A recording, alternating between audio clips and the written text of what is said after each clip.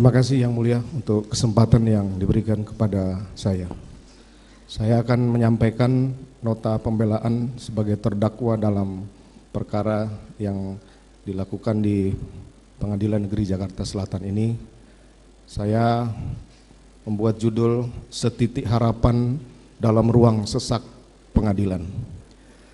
Majelis Hakim yang mulia, Jaksa Penuntut Umum dan Penasihat Hukum yang terhormat. Setelah berlangsungnya persidangan yang cukup panjang dan melelahkan, akhirnya sampailah kesempatan bagi saya untuk menyampaikan pembelaan dalam perkara pidana ini. Pada awal kesempatan ini, perkenankan saya lebih dahulu menyampaikan puji dan syukur yang tidak terbatas atas kebesaran dan berkat Allah yang Maha Kuasa, Tuhan yang Maha Pengasih, atas perlindungan, perawatan, dan nafas kehidupan bagi saya, istri, dan anak-anak di masa sulit yang sedang kami hadapi saat ini. Saya juga mengucapkan terima kasih kepada Yang Mulia Majelis Hakim, Penasihat Hukum, dan Jaksa Penuntut Umum yang dengan penuh kesabaran dan ketelitian telah memeriksa perkara ini semata-mata untuk menggali dan menemukan kebenaran material yang begitu penting untuk menentukan keputusan yang adil bagi semua pihak, tidak terkecuali bagi saya selaku terdakwa. Majelis Hakim yang mulia, Jaksa Penuntut Umum, dan Penasihat Hukum yang terhormat. Nota pembelaan ini awalnya hendak saya beri judul Pembelaan yang Sia-sia, karena di tengah hinaan, caci maki, olok-olok serta tekanan luar biasa dari semua pihak terhadap saya dan keluarga dalam menjalani pemeriksaan dan persidangan perkara ini, acap kali membawa saya dalam keputusasaan dan rasa frustasi. Berbagai tuduhan bahkan vonis telah dijatuhkan kepada saya sebelum adanya putusan majelis hakim. Rasanya tidak ada ruang sedikit pun untuk menyampaikan pembelaan. Bahkan sepotong kata pun tidak pantas untuk didengar lagi, dipertimbangkan dari seorang terdakwa seperti saya. Selama 28 tahun saya bekerja sebagai aparat penegak hukum dan menangani berbagai perkara kejahatan termasuk pembunuhan. Belum pernah saya menyaksikan tekanan yang begitu besar terhadap seorang terdakwa sebagaimana yang saya alami hari ini. Saya nyaris kehilangan hak sebagai seorang terdakwa untuk mendapatkan pemeriksaan yang objektif, dianggap telah bersalah sejak awal pemeriksaan dan haruslah dihukum berat tanpa perlu mempertimbangkan alasan apapun dari saya sebagai terdakwa. Media framing dan produksi hoax terhadap saya sebagai terdakwa dan keluarga secara intens terus dilancarkan sepanjang pemeriksaan. Berikut tekanan massa baik di dalam maupun di luar persidangan yang kemudian telah mempengaruhi persepsi publik, bahkan mungkin mempengaruhi arah pemeriksaan perkara ini, mengikuti kemauan sebagian pihak, termasuk juga mereka yang mencari popularitas dari perkara yang tengah saya hadapi. Saya tidak memahami bagaimana hal tersebut terjadi, sementara prinsip negara hukum yang memberikan hak atas jaminan, perlindungan, dan kepastian hukum yang adil, serta perlakuan yang sama bagi semua warga negara di mata hukum masih diletakkan dalam konstitusi negara kita. Demikian pula prinsip praduga tidak bersalah atau presumption of innocence yang seharusnya ditegakkan berdasarkan artikel 11 Deklarasi Universal Hak Asasi Manusia, artikel 14 ICCPR, serta penjelasan umum butir ketiga huruf C KUHP. Demikian pula pasal 8 ayat 1 Undang-Undang Nomor 48 Tahun 2009 tentang kekuasaan kehakiman yang menegaskan bahwa setiap orang yang dituntut dan dihadapkan di muka sidang pengadilan wajib dianggap tidak bersalah sampai adanya putusan pengadilan yang menyatakan kesalahannya. Majelis Hakim yang mulia, jaksa penuntut umum, dan penasihat hukum yang terhormat. Sejak awal saya ditempatkan sebagai terperiksa dalam perkara ini, beragam tuduhan telah disebarluaskan di media dan masyarakat, seolah saya adalah penjahat terbesar sepanjang sejarah manusia. Saya telah dituduh secara sadis melakukan penyiksaan terhadap almarhum Yosua sejak Magelang. Begitu juga tudingan sebagai bandar narkoba dan judi, melakukan perselingkuhan dan menikah sirih dengan banyak perempuan, perselingkuhan istri saya dengan Joshua dan Kuat, melakukan LGBT, memiliki bunker yang penuh dengan uang, sampai dengan penempatan uang ratusan triliun dalam rekening atas nama Yosua, yang kesemuanya adalah tidak benar. Saya ulangi, semuanya tuduhan itu adalah tidak benar.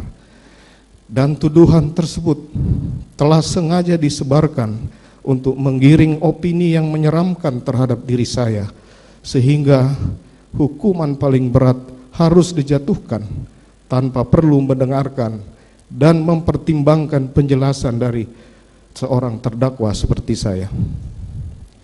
Majelis Hakim yang mulia, dalam satu kesempatan di awal persidangan, bahkan penasihat hukum pernah menunjukkan sebuah video viral di masyarakat yang menggambarkan prosesi eksekusi mati terhadap diri saya sebagai terdakwa. Padahal persidangan pun masih berjalan dan jauh dari putusan pengadilan. Nampaknya berbagai prinsip hukum telah ditinggalkan dalam perkara ini, di mana saya duduk sebagai terdakwa. Tidak dapat saya bayangkan bagaimana saya dan keluarga dapat terus melanjutkan dan menjalani kehidupan sebagai seorang manusia, juga sebagai warga masyarakat, dengan berbagai tuduhan keji yang melekat sepanjang perjalanan hidup kami. Meski demikian, istri, keluarga, terkhusus anak-anak, dengan penuh kasih dan kesabaran tidak pernah berhenti untuk menguatkan dan meyakinkan bahwa harapan keadilan masih ada walaupun hanya setitik saja. Karenanya saya tidak boleh berhenti menantikan keadilan. Harapan akan keadilan itu mengalir pada persidangan yang mulia ini dan akan bermuara pada kebijaksanaan majelis hakim dalam putusannya. Putusan yang akan menentukan nasib perjalanan hidup saya, istri, anak-anak, dan keluarga besar kami. Majelis Hakim yang mulia, jaksa penuntut umum, dan penasihat hukum yang terhormat, hari ini tepat 165 hari saya berada dalam tahanan untuk menjalani pemeriksaan perkara ini. Berada dalam tahanan berarti kehilangan kemerdekaan dalam hidup sebagai manusia selama ini. Saya menikmati jauh dari berbagai fasilitas, kehilangan kehangatan keluarga, sahabat, dan handai tolan. Semua hakikat kebahagiaan dalam kehidupan manusia yang sebelumnya saya rasakan sungguh telah sirna berganti dengan suram, sepi, dan gelap. Di dalam juri tahanan yang sempit, saya terus merenungi betapa rapuhnya kehidupan saya sebagai manusia. Tidak pernah terbayangkan sebelumnya kehidupan saya yang begitu terhormat dalam sekejap terperosok dalam nestapa dan kesulitan yang tidak terperikan. Demikianlah penyesalan kerap tiba belakangan, tertinggal oleh amarah dan murka yang mendahului. Majelis Hakim yang mulia, jaksa penuntut umum, dan penasihat hukum yang terhormat, penderitaan yang menimpa saya dan keluarga hari ini diawali dari peristiwa yang dialami oleh istri saya, Putri Chandrawati, pada tanggal 7 Juli 2022. Pada tanggal 8 Juli 2022, istri saya yang terkasih Putri Chandrawati tiba dari Magelang dan menyampaikan bahwa dirinya telah diperkosa oleh almarhum Yosua sehari sebelumnya di rumah kami di Magelang. Istri saya Putri Chandrawati terus menangis sambil menceritakan bagaimana kejadian yang telah dialaminya tersebut. Tidak ada kata-kata yang dapat saya ungkapkan saat itu. Dunia serasa berhenti berputar, darah saya mendidih, hati saya bergejolak. Otak saya kusut membayangkan semua cerita itu. Membayangkan harkat dan martabat saya sebagai seorang laki-laki, seorang suami yang telah dihempaskan dan diinjak-injak. Juga membayangkan bagaimana kami harus menghadapi ini, menjelaskan di hadapan wajah anak-anak kami, juga bertemu para anggota bawahan dan semua kolega kami. Dalam pembicaraan yang terasa dingin dan singkat tersebut, istri saya Putri Chandrawati mengibah agar aib yang menimpa keluarga kami tidak perlu disampaikan kepada orang lain. Istri saya begitu malu, ia tidak akan sanggup menatap wajah orang lain yang tahu bahwa ia telah dinodai.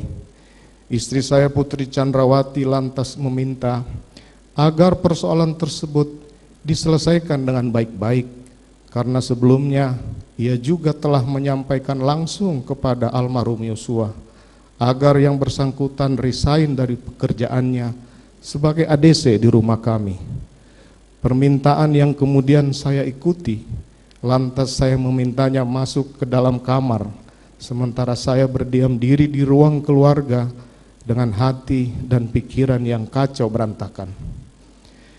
Dalam suasana kalut tersebut, saya memanggil Ricky Rizal sebagai ADC yang paling senior yang bertugas menjaga keluarga untuk menemui saya. Saya menanyakan, apakah yang bersangkutan tahu bahwa istri saya Putri Chandrawati telah dilecehkan oleh Yosua? Dan dijawab yang bersangkutan tidak tahu. Lantas saya menyampaikan bahwa akan melakukan konfirmasi kepada Yosua dan apakah ia bersedia membackup saya jika yang bersangkutan melawan dan siap menembak. Ricky Rizal lantas menjawab tidak siap mental. Karenanya lantas saya meminta Ricky Rizal untuk memanggil Richard Eliezer untuk menemui saya. Dan dengan pertanyaan yang sama, Richard Eliezer menyampaikan kesediaannya untuk membackup saya pada saat melakukan konfirmasi kepada almarhum Yosua. Majelis Hakim yang mulia, pada saat pembicaraan dengan Ricky Rizal maupun Richard Eliezer di Saguling, sama sekali tidak ada rencana maupun niat yang saya sampaikan untuk membunuh Yosua, sebagaimana yang dituduhkan penuntut umum dalam surat tuntutannya yang hanya bersandar pada keterangan terdakwa Richard Eliezer. Demikian pula keterangan tunggal dari terdakwa Richard Eliezer yang menjelaskan bagaimana saya memberikan kotak peluru kepadanya, menggunakan sarung tangan, juga menyebutkan mengenai pembicaraan CCTV yang semua keterangan tersebut tidak benar, tidak ada dalam fakta, dan tidak berkesesuaian dengan bukti-bukti di persidangan. Meskipun benar saya telah meminta backup untuk mengantisipasi kemungkinan perlawanan dari Yosua, namun maksud yang saya sampaikan adalah semata-mata melakukan konfirmasi terhadap Yosua atas peristiwa yang telah dialami oleh istri saya Putri Chandrawati, sebagaimana fakta tersebut telah dibenarkan oleh saksi Ricky Rizal dan saksi lainnya. Selanjutnya, untuk kepentingan isolasi yang biasa dilakukan oleh keluarga kami setelah dari luar kota, istri saya Putri Chandrawati berpamitan lalu menyampaikan bahwa saya akan melakukan konfirmasi kepada Yosua nanti malam setelah istri saya isolasi dan saya selesai kegiatan di Depok. Dan kemudian ia berangkat menuju rumah dinas Duren 3, sementara saya yang masih belum bisa berpikir jernih dan tidak tahu harus melakukan apa, akhirnya melangkahkan kaki memenuhi agenda undangan pimpinan yang sudah terjadwal di Depok. Sepanjang perjalanan dari rumah Saguling, pikiran saya terus berkecamuk dan semakin memuncak ketika mobil yang saya tumpangi akan melewati rumah dinas Duren 346 dan melihat Yosua berdiri di depan rumah. Seketika itu juga kemarahan saya semakin meletup, membayangkan apa yang sudah dilakukan kepada istri saya. Segera saya perintahkan ADC dan supir menghentikan mobil yang saya tumpangi, masuk ke dalam rumah dan meminta Kuat Ma'ruf yang kebetulan berada di sana untuk memanggil Ricky dan Yosua agar menemui saya. Dengan amarah yang memuncak, saya mengkonfirmasi Yosua mengapa ia berlaku kurang ajar terhadap istri saya. Namun Yosua menjawab dengan lancang, "Kurang ajar bagaimana, Komandan? Seolah tidak ada satu apapun yang terjadi. Kesabaran dan akal pikiran saya pupus. Entah apa yang ada di benak saya saat itu. Namun seketika itu juga terlontar dari mulut saya, 'Hajar Cat, kamu hajar Cat.' Richard langsung mengokang senjatanya dan menembak beberapa kali ke arah Yosua. Peluru Richard menembus tubuhnya, kemudian menyebabkan almarhum Yosua jatuh dan meninggal dunia. Kejadian tersebut begitu cepat. Stop, berhenti, saya sempat mengucapkannya, berupaya menghentikan tembakan Richard, dan sontak menyadarkan saya bahwa telah terjadi penembakan oleh Richard Eliezer yang dapat mengakibatkan matinya Yosua.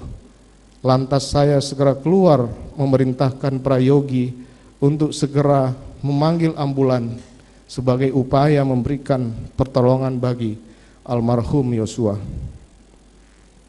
Saya begitu panik saat itu, namun harus segera memutuskan apa yang mesti dilakukan untuk mengatasi keadaan tersebut, terutama untuk melindungi Richard Eliezer pasca terjadinya peristiwa penembakan. Majelis Hakim yang mulia, Jaksa Penuntut Umum, dan penasihat hukum yang terhormat. Sebagai seorang anggota polisi yang berpengalaman sebagai penyidik, maka sesaat setelah peristiwa penembakan yang dilakukan oleh Richard Eliezer, dengan cepat saya dapat menggunakan pengetahuan dan pengalaman saya untuk mengatasi keadaan tersebut.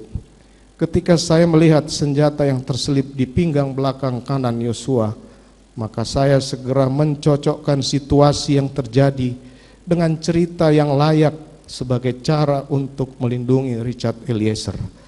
Imajinasi saya bekerja dan segera saya mengambil senjata HS dari pinggang Yosua, menggenggamnya dan menembakkan ke dinding di atas tangga. Lantas menggenggamkan senjata tersebut ke tangan Yosua dan kemudian menembakkannya ke dinding atas TV di ruang tengah rumah Duren 3, sehingga cerita tembak-menembak antara Richard Eliezer dengan Yosua dapat tergambarkan di tempat kejadian perkara.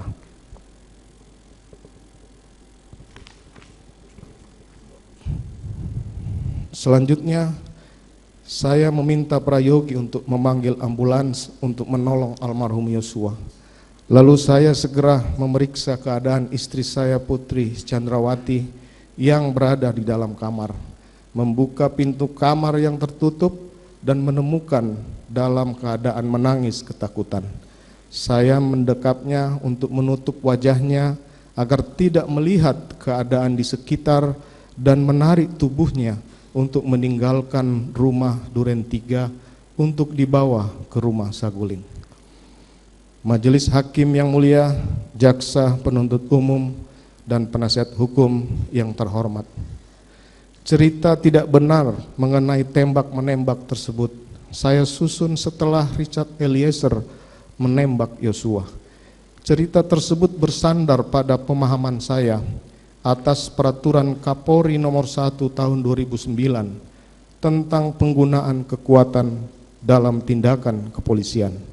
Penggunaan kekuatan dapat dilakukan oleh anggota Polri apabila terdapat ancaman kepada diri sendiri maupun orang lain, sehingga saat itu cerita tembak-menembak antara Richard dengan Yosua untuk melindungi istri saya yang dilecehkan di rumah Duren 3 dapat menjadi alasan yang masuk akal untuk melindungi Richard dari pertanggungjawaban pidana. Bangunan cerita di Duren 3 tersebut saya susun sendiri setelah terjadinya peristiwa penembakan terhadap Yosua, sehingga sama sekali tidak benar keterangan Richard Eliezer di depan persidangan yang menyampaikan bahwa cerita tersebut saya sampaikan kepada dirinya di rumah Saguling sebelum peristiwa tembak-menembak terjadi. Adalah tidak mungkin jika saya membuat cerita sebagai bagian dari rencana pembunuhan seperti disampaikan Richard, karena faktanya saya tidak pernah berkomunikasi dengan Kuat Ma'ruf, juga tidak ada menceritakan soal skenario tersebut kepada Ricky Rizal dan istri saya Putri Chandrawati sebelum terjadinya penembakan tersebut. Demikian pula saya tidak mengetahui posisi dan pergerakan masing-masing mereka, termasuk almarhum Yosua saat di rumah Saguling maupun saat di rumah Duren 3. Tidak ada orang lain, apalagi istri saya Putri Chandrawati, yang ikut menyusun cerita tersebut. Cerita tersebut sepenuhnya didasarkan pada pengetahuan yang saya miliki sebagai seorang penyidik. Sementara istri saya Putri Chandrawati, juga Kuat Ma'ruf, Ricky Rizal, bahkan Richard jelas sama sekali tidak memiliki pengetahuan dan pengalaman di bidang tersebut. Justru pada tanggal 9 Juli 2022, istri saya Putri Chandrawati sangat marah setelah saya menyampaikan cerita tembak-menembak yang melibatkan istri saya sebagai korban pelecehan di Duren 3. Juga terutama karena sebelumnya ia telah meminta kepada saya agar permasalahan dengan Yosua diselesaikan dengan baik-baik. Cerita tembak-menembak tersebut baru saya sampaikan kepada Richard Eliezer pasca terjadinya peristiwa penembakan Yosua, setelah memerintahkan Ricky Rizal mengantar istri saya kembali ke rumah Saguling. Kemudian saya masuk kembali menemui Richard Eliezer untuk menjelaskan cerita tembak-menembak tersebut dengan maksud untuk dijelaskan kepada penyidik apabila kemudian menghadapi pemeriksaan. Cerita tembak-menembak juga baru saya jelaskan kepada Kuat Ma'ruf dan Ricky Rizal ketika saya menemui mereka saat pemeriksaan di Biro Provos Mabes Polri. Di dalam cerita tersebut saya sampaikan bahwa saya tidak berada di TKP pada saat tembak-menembak terjadi. Saya tiba saat peristiwa telah selesai. Cerita tidak benar tersebut yang belakangan terungkap setelah diputarnya kopi rekaman CCTV di depan pos Satpam rumah Duren 3 oleh penyidik Polri. Sebelumnya, untuk mendukung cerita tersebut, pada tanggal 13 Juli 2022, saya telah memerintahkan salah satu anggota kepolisian untuk merusak laptop dan flash disk yang berisi kopi rekaman CCTV di depan pos Satpam rumah Duren 3. Tindakan tersebut kemudian telah menyeret sebagian anggota Polri yang melaksanakan perintah tersebut dalam pemeriksaan kode etik, pidana, dan diberhentikan sebagai anggota Polri. Dampak tersebut tidak pernah saya bayangkan. Sementara institusi Polri juga tidak mengindahkan penjelasan dan permohonan maaf yang saya sampaikan pada setiap pemeriksaan, bahwa semua anggota Polri tersebut tidak bersalah karena mereka telah mendapatkan informasi dan fakta yang keliru, juga menjalankan perintah saya yang keliru. Majelis Hakim yang mulia, jaksa penuntut umum dan penasihat hukum yang terhormat, sungguh setiap waktu rasa bersalah dalam diri saya tidak pernah berhenti. Penyesalan mendalam atas timbulnya korban Yosua atas luka bagi keluarga yang ditinggalkan. Terlebih khusus terhadap istri saya yang terkasih, Putri Chandrawati, yang untuk kedua kalinya harus menderita karena tanpa dasar dan bukti kesalahannya telah dijadikan terdakwa dalam persidangan ini, setelah sebelumnya menjadi korban perkosaan yang merampas kehormatan dan martabatnya sebagai seorang perempuan, istri dan ibu dari anak-anak kami. Tidak bisa saya bayangkan bagaimana hancur dan sakitnya perasaannya. Kiranya Tuhan sajalah yang selalu menguatkan dan menghiburnya. Saya sungguh menyesali bahwa peristiwa pembunuhan yang terjadi terhadap almarhum Yosua telah menyeret mereka yang tidak terlibat dan tidak bersalah ke dalam ruang persidangan pidana. Mereka dituntut atas perbuatan dan kesalahan yang tidak mereka ketahui. Penyesalan yang teramat dalam juga terhadap Kuat Ma'ruf dan Ricky Rizal sebagai orang-orang yang baik yang telah didudukkan sebagai terdakwa tanpa tahu apa kesalahannya. Juga terhadap Richard Eliezer yang harus menghadapi situasi ini. Saya bersalah dan menyesal karena amarah dan emosi telah menutup logika berpikir saya. Saya lupa bahwa saya seorang Inspektur Jenderal Polisi dan pejabat utama Polri yang tidak pantas melakukan hal tersebut. Selama 28 tahun saya tidak pernah lelah mendedikasikan diri bagi Polri yang selalu saya cintai.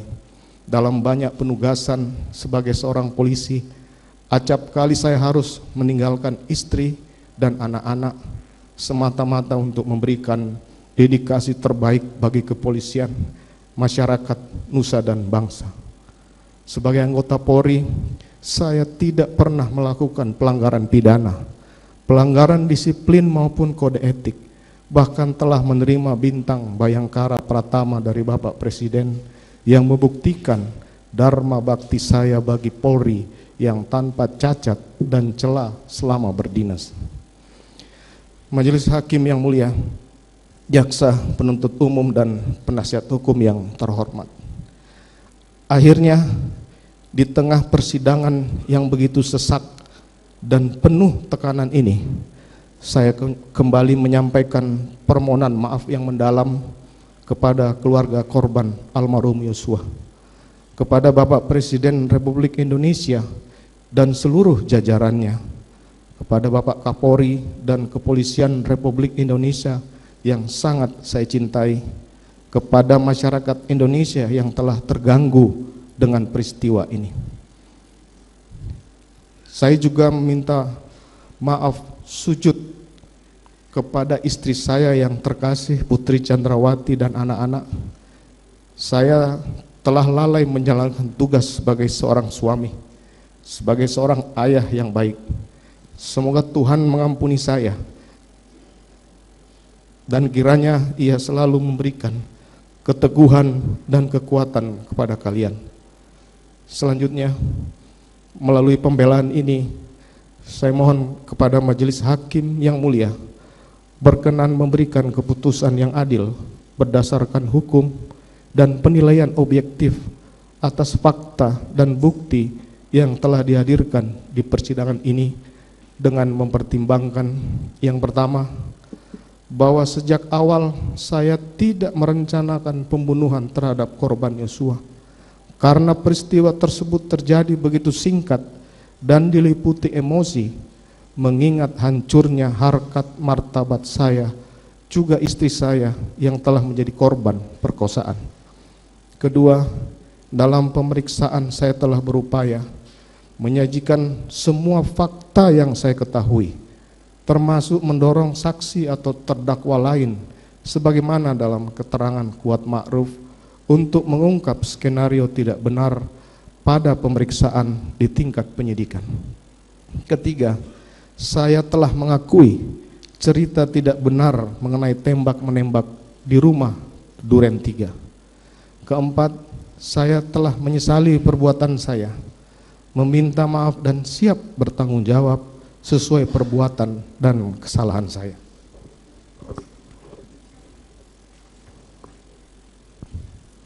Kelima, saya telah berupaya untuk bersikap kooperatif selama menjalani persidangan, menyampaikan semua keterangan yang saya ketahui.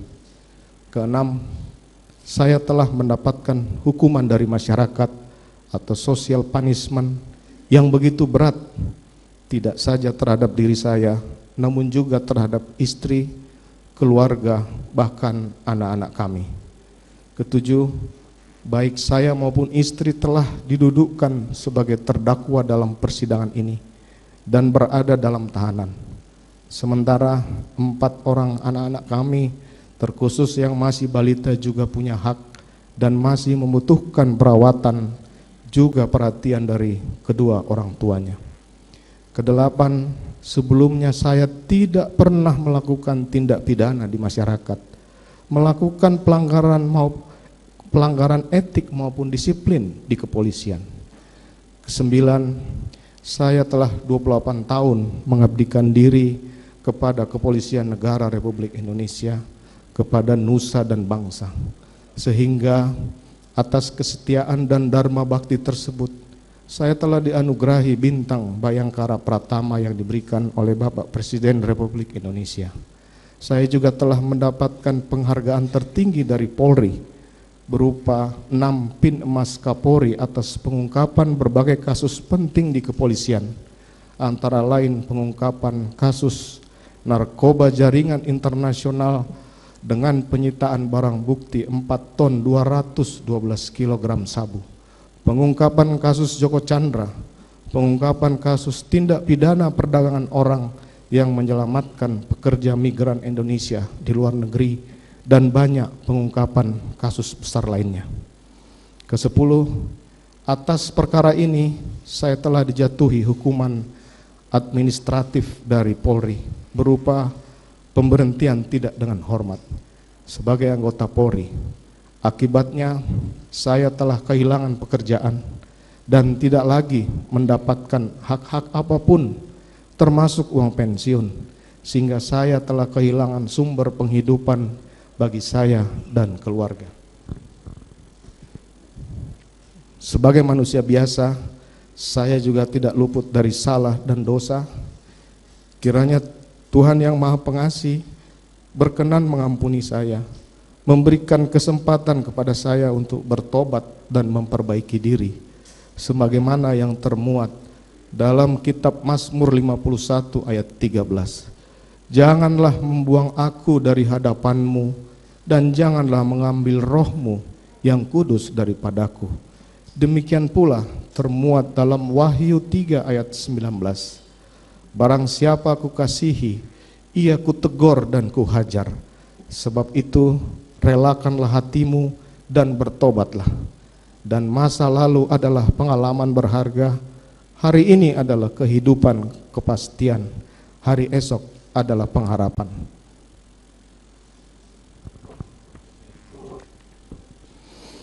Demikian nota pembelaan pribadi ini saya sampaikan. Semoga dapat menjadi pertimbangan yang adil bagi yang mulia majelis hakim dalam memutuskan perkara ini di tengah desakan dan sesaknya ruangan persidangan ini. Terima kasih yang mulia. Makobrimob 24 Januari 2023.